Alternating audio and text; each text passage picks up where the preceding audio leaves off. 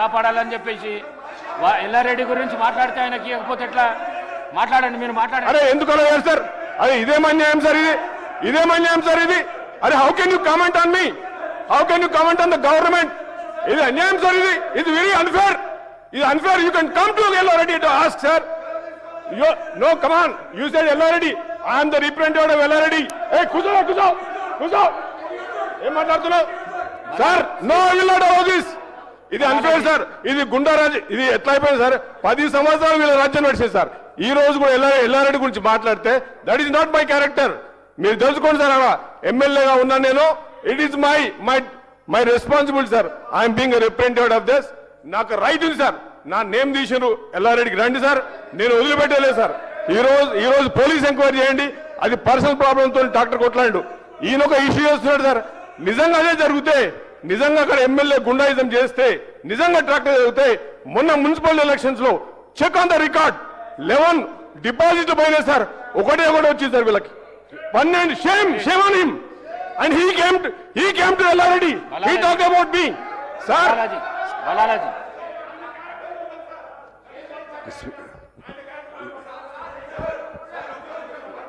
Speaker साहब एक minute बलालाजी, 1 minute. గౌరవ కేటీఆర్ గారు పత్రికలలో వచ్చినాయి, సభలో తీసుకొని వచ్చి దాని మీద డిస్కషన్ పెట్టొద్దు. ఒకటి మీకు తెలిసిన విషయమే. ఇంతకుముందు గౌరవ హరీష్ రావు గారు మాట్లాడుతూ సభ్యుల గౌరవాన్ని కాపాడాలని చెప్పినందుకు ఆయన వారి పేరు పైన వచ్చింది. అవకాశం ఇచ్చిన మాట్లాడండి, మీరు మాట్లాడండి. స్పీకర్ సార్ ఒక నిమిషం కూర్చో పల్ల కూర్చో. స్పీకర్ గారు పల్ల కూర్చో. Sir speaker sir, my humble request sir, మీరంటే మా అందరికీ గౌరవం సార్. ఇందాక హరీష్ రావు గారి పేరు తీసుకుంటేనేమో వారికి మైక్ రాదు. నేను వారి పేరు ఎప్పుడు తీసుకున్నా సార్? రికార్డు చూడండి. నేను తీసుకున్నాను పేరు, వారు చేసిరని చెప్పినా. ఎట్లా సార్ ఇది? పేరు తీసుకున్న వాళ్ళదేమో మైక్ ఇయ్యరు, పేరు తీసుకున్న వాళ్ళది కామారెడ్డి జిల్లా అన్న. నేను ఇంకోటి సార్, నేను ఏమైనా ఎమ్మెల్యే చేయించిండు అన్న సార్? ఊళ్ళో గొడవలే కావచ్చు, నాకేం తెలుసు. కాకపోతే వాస్తవం ఏంటంటే అధ్యక్ష, మా నాయకుల మీద ఎలక్షన్ల తర్వాత ఇట్లా హింస జరిగిందని చెప్పిన. తప్పు జరిగితే చూసుకోమనండి, కానీ దయచేసి మీరు కూడా నిష్పక్షపాతంగా ఉండాలి సార్. నాకు ఒక 5 minutes ఏంటి సార్, నేను కంక్లూడ్ చేస్తున్నాను సార్. స్పీకర్ సార్, అధ్యక్ష నాకు మదన్ అంటే నాకు పాత మిత్రుడే అధ్యక్ష. కాకపోతే మా సోదరుడు ఇవాళ ప్రభుత్వంలో డొల్లతనాన్ని బయటపెట్టినందుకు మదన్ గారికి కూడా నేను అభినందనలు చెప్తా ఉన్నాను అధ్యక్ష. ఎందుకంటే రాష్ట్ర ప్రభుత్వం డబ్బులు ఇవ్వట్లేదు అని చెప్పి వరల్డ్ బ్యాంకు ఉత్తరం రాసింది సార్ మదన్ మోహన్ రావు గారు. 100 కోట్లు నిధులు ఇవ్వండి, మాకు వరల్డ్ బ్యాంక్ నిధులు ఇవ్వండి అని మదన్ మోహన్ రావు గారు ఉత్తరం రాసిండ్రు. మా సోదరుడు నేను అభినందిస్తున్నా సార్, అభినందిస్తున్నా. మదన్ ఆగోయింది కూసో. అయితే అధ్యక్ష ఎట్లా ఉందంటే అధ్యక్ష, ఇవాళ హైకోర్టు ఈ మధ్యన తీర్పిచ్చింది అధ్యక్ష. అరే మదన్ భాయ్ నేను అభినందిస్తున్నా కూసో. హైకోర్టు ఒక తీర్పిచ్చింది అధ్యక్ష ఈ మధ్యలో. ఏమన్నది అధ్యక్ష అందులో? నేను గౌరవ INPR మినిస్టర్ గారు ఇక్కడే ఉన్నారు. ప్రభుత్వం జారీ చేసిన జీవోలన్నీ తక్షణమే వెబ్సైట్లో పెట్టాలని చెప్పారు. మరి దాచిపెట్టిన జీవోల లెక్క అప్పుడు బయటపడ్డది అధ్యక్ష. 2.5 ఏళ్లలో ప్రజాపాలనలో మీరు జారీ చేసిన జీవోలు 19,000, మీరు వెబ్సైట్లో పెట్టింది 3,290, దాచిపెట్టినవి 15,774. ఇదేనా అధ్యక్ష పారదర్శకత? నేనేదో మాట్లాడింది గవర్నర్ ప్రసంగంలో, ఇదా పారదర్శకత? 15,774 జీవోలు దాచిపెట్టి ప్రజాపాలన అసలు రంగు. నేతి బీరకాయల నెయ్యి ఎంత ఉంటుందో ప్రజాపాలనలో పారదర్శకత కూడా గంతే ఉన్నది సార్. అధ్యక్ష ఇంకొక మాట అధ్యక్ష, ఇవాళ వల్లించేదేమో ప్రజాస్వామ్య ప్రవచనాలు అధ్యక్ష మా శ్రీధర్ బాబు గారు, ఆచరించేది మాత్రం నిరంకుశ విధానాలు అధ్యక్ష. వాస్తవం అధ్యక్ష. ఇది రీట్వీట్ చేస్తే ఒక సోషల్ మీడియాలో రీట్వీట్ అధ్యక్ష, ఒరిజినల్ పోస్ట్ కాదు, ఎవరిని తిట్టలేదు కొట్టలేదు, రీట్వీట్ 20 రోజులు జైలుకు పంపినారు. ఇదేనా అధ్యక్ష ఇందిరమ్మ రాజ్యం? నిజమే అధ్యక్ష, ఇందిరమ్మ రాజ్యం ఇది. చివరికి అదే 75లోని ఇందిరమ్మ రాజ్యం, ఇప్పటి ఇందిరమ్మ రాజ్యం కాదు అధ్యక్ష. అందుకే అధ్యక్ష మెయిన్ స్ట్రీమ్ మీడియాని మేనేజ్ చేసుకున్నాం కదా, నడుస్తుంది కదా, ఈ సోషల్ మీడియాని ఏదైనా చేసి పిసికి పారేస్తే అయిపోతుందని చూస్తున్నారు అధ్యక్ష. కానీ వాస్తవం ఏంటంటే అధ్యక్ష, సోషల్ మీడియా ఒకరి కంట్రోల్లో ఉండదు అధ్యక్ష. ఇది ప్రపంచవ్యాప్తంగా ఉంటారు వాళ్ళు. మరి ప్రభుత్వం మీద ప్రజల మీద తప్పకుండా వారు చెప్తూనే ఉంటారు అధ్యక్ష. ఎవరు చేసినా ఏమన్నా కూడా వాస్తవం వాస్తవమే అధ్యక్ష. థామస్ జెఫర్సన్ గారు ఒక మంచి మాట చెప్పారు అధ్యక్ష, అందరూ వినాలి. When the government fears the people there is liberty, but when the people fear the government there is the tyranny. అంటే నియంత్రిత్వ పోకడలు మంచిది కాదు, ఒక రీట్వీట్కి 20 రోజులు జైల్లో పెట్టే పద్ధతి మంచిది కాదు అని చెప్తా ఉన్నాం అధ్యక్ష. ఎట్లా ఉందంటే అధ్యక్ష వీళ్ళ పరిస్థితి, వీళ్ళేమో ఫీజు రీంబర్స్మెంట్ అడిగితే కాలేజీలను బెదిరిస్తారు, జర్నలిస్టులనేమో బట్టలిప్పి కొడతామంటారు, విలేకరులను పల్ల చెంపల వల్ల కొట్టాలనిపిస్తుంది అంటారు. జర్నలిస్టుల మీద అంత కోపం మీద మాకు తెలియదు. జర్నలిస్టులను కూడా 2 రకాలుగా విభజించారు. కొంతమంది కార్డులు ఇస్తున్నారు, అక్రిడిటేషన్ కార్డులు, కొంతమందికి ఇవ్వట్లేదు. పండుగ పూట అధ్యక్ష వీళ్ళ మంత్రుల పంచాయతీలో పండుగ పూట జర్నలిస్టులను తీసుకొని పోయి జైల్లో పెట్టినారు అధ్యక్ష, వాళ్ళు ఏదో దొంగ టెర్రరిస్టుల మాదిరిగా. అంటే మీడియా మీద సిట్టేశారు. మరి ఆ సిట్ ఏమైందో తెలియదు అధ్యక్ష, ఇప్పుడు ఉన్నదా పోయిందా మాయమైందా తెలియదు అధ్యక్ష. ప్రెస్ క్లబ్ను కళ్ళు కాంపౌండ్తో పోలుస్తారు. అంటే ఈ రకంగా నేను ముగిస్తున్నాను అధ్యక్ష, ఈ రకంగా ముగిస్తున్నాను సార్. ఈ రకంగా ఇవాళ ప్రజాపాలన సాగుతూ ఉంది సార్. నేను ఒకటే ప్రార్థన చేస్తూ ఉన్నాను సార్ ఈ ప్రభుత్వాన్ని.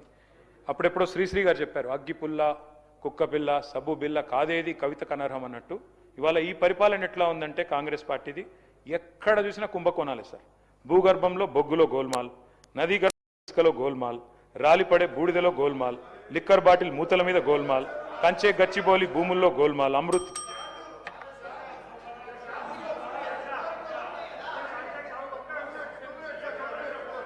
ఇచ్చిన అవకాశాన్ని సద్వినియోగం చేసుకోండి కేటీఆర్ గారు. ఈ బురదలే కార్యక్రమం వదిలేసి ఇచ్చిన అవకాశాన్ని సద్వినియోగం చేసుకోండి. ప్లీజ్ కన్క్లూడ్ చేయండి. Yes sir. Sir speaker sir, మీరంటే మర్యాద ఉంది సార్, మీరంటే గౌరవం ఉంది సార్. కానీ తమరు కూడా సార్ మా పార్టీ టికెట్ మీద గెలిచిన ఎమ్మెల్యే ఆ పార్టీ టికెట్ మీద ఎంపీకి పోటీ చేస్తే ఆయన నాడ కూర్చోబెడితే సార్ స్పీకర్ సార్, నిజంగా సార్ మీకు దయచేసి మా ప్రార్థన, దయచేసి మా ప్రార్థన sir. I'm appealing to you. నా మాట మొత్తం వినండి సార్. నా అపీల్ సార్. మీరు నిర్ణయం తీసుకున్నారు, తప్పకుండా దాంట్లో మాకేం విభేదం లేదు సార్. మీరంటే సంపూర్ణమైన గౌరవం ఉంది. ఒక్క నిమిషం. జ్యుడిషియరీలా కోర్టు కోతాం, జడ్జిమెంట్ ఇస్తాడు. ఈ కోర్టు కాకపోతే ఇంకో కోర్టు కోతాం.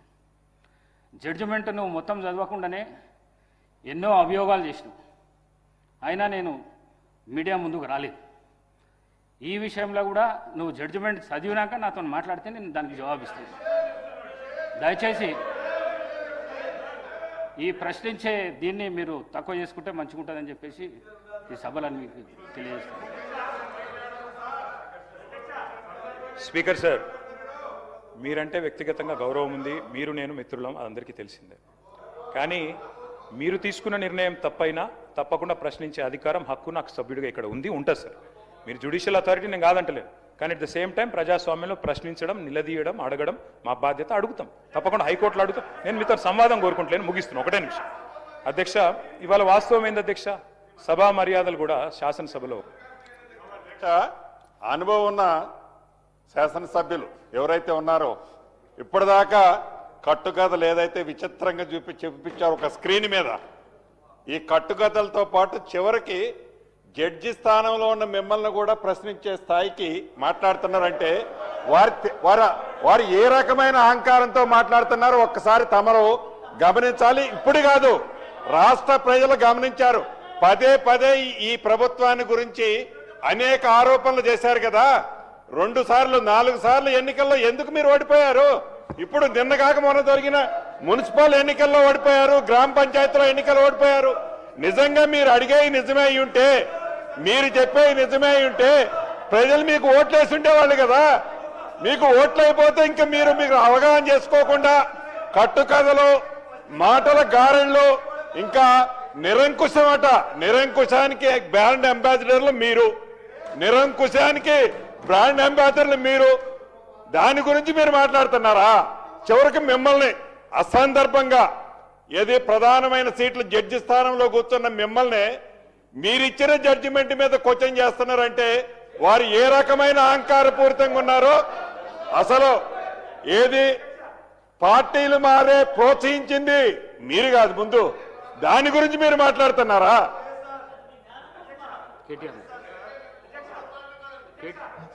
కేటీఆర్ గారు కన్క్లూడ్ చేయండి. Speaker yes sir, concluding sir, 1 minute. Speaker sir, మళ్ళీ చెప్తున్నా సార్, తప్పకుండా హైకోర్టు జడ్జి తీర్పిస్తే కూడా సుప్రీంకోర్టు కోతాం సార్. సుప్రీంకోర్టు తీర్పిస్తే కూడా రివ్యూ పిటిషన్ ఇస్తాం. అది ప్రాసెస్ సార్. తను క్వశ్చన్ చేయడం తప్పు కాదు. క్వశ్చన్ చేయడం తప్పని మీరు అనుకుంటే నేను చేయగలిగింది ఏం లేదు. కానీ అధ్యక్ష డెఫినెట్గా చెప్పమంటే మొత్తం చెప్తా. దేశంలో ఆయారాం గయారాం కల్చర్ తెచ్చిందే కాంగ్రెస్ పార్టీ. హర్యానాలో 2004లో ఇదే హౌస్ లో మాకు 26 మంది ఎమ్మెల్యేలు ఉంటే 10 మంది ఎత్తుకపోయింది మీ కాంగ్రెస్ పార్టీ. అక్కడనే శ్రీధర్ బాబు గారు కూర్చున్నారు. మాకు శుద్ధులు చెప్పొద్దు, మాకు శుద్ధులు చెప్పొద్దు అధ్యక్ష. ఇవాళ సభా మర్యాదలు మంటగలుస్తా ఉన్నాయి అధ్యక్ష. సంస్కారాలకు దాన సంస్కారాలు చేస్తా ఉన్నారు అధ్యక్ష. సభ్యతను సమాధి చేస్తా ఉన్నారు. బజారు భాషలో దిగజారు దూషణలు చేస్తున్నారు. మీరు కరెక్ట్ చేయడం లేదు. ముఖ్యమంత్రి స్వయంగా అక్కడ నిలబడి బడివే అని మాట్లాడితే మీరు కరెక్ట్ చేయలేదు. దయచేసి సవరించుకోవాలని కోరుతా ఉన్నాం అధ్యక్ష. చివరిగా నేను ఒకటే చెప్తా ఉన్నాను అధ్యక్ష. ఇంతసేపు మీరు అవకాశం ఇచ్చినందుకు మీకు ధన్యవాదాలు. కానీ ఒకటి వాస్తవం అధ్యక్ష, గ్రహణం కూడా కొంతకాలమే ఉంటుంది అధ్యక్ష, 2 గంటలే ఉంటుంది. అందుకే అధికారం ఇచ్చిన అహంకారంతో అతిగా వ్యవహరించవద్దని గౌరవ పెద్దలకు నేను విజ్ఞప్తి చేస్తా ఉన్నాను అధ్యక్ష. అధ్యక్ష, మేము ఉద్యమాల ఉగ్గుపాలు తాగి వచ్చిన వాళ్ళం అధ్యక్ష. ఊరికేనే రాలేదు, 5వ సారి ఎమ్మెల్యేని ఊరికేనే రాలేదు. చాలా మంది అనుకుంటా ఉన్నారు అధ్యక్ష. మమ్మల్ని తిడితే భరిస్తాం అధ్యక్ష, మా మీద కేసులు పెట్టినా భరిస్తాం, కమిషన్లు వేసినా భరిస్తాం, వ్యక్తిత్వ హననానికి పాల్పడ్డా భరిస్తాం అధ్యక్ష. మాకేం భయం లేదు. కానీ తెలంగాణ తరపున ప్రశ్నించడం ఆపం. తెలంగాణ ఆత్మగౌరవానికి భంగం వాటిల్లితే మాత్రం ఆగం. తెలంగాణ ఖ్యాతికి మచ్చదెస్తే మౌనంగా ఉండం. తెలంగాణ హక్కులకు నష్టం కలిగితే చూస్తూ ఊరుకోం. తెలంగాణను తెరలు చేస్తే వదిలిపెట్టాం.